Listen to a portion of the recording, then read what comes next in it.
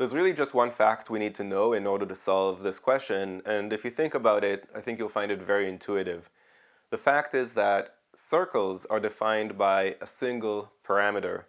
Another way to say that is a circle is a perfectly symmetrical shape, and if I know just one thing about it, I can infer all the other things. So if I know the radius, I can double that to get the diameter. I can multiply the diameter by pi to get the circumference. I can find the area. Basically, if we know how big the circle is, then we know exactly how to draw it.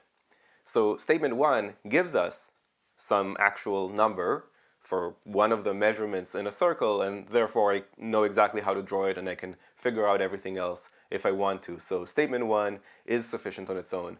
Statement 2, on the other hand, all it does is tell us where the circle is located on the xy coordinate plane, but it doesn't tell us how big the circle is. It could be a microscopic circle or an astronomical circle, so statement 2 is not sufficient on its own, and therefore the correct answer is A.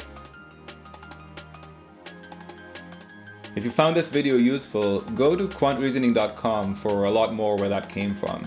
You should also click that like button and let me know in the comments below what you'd like me to make future videos about.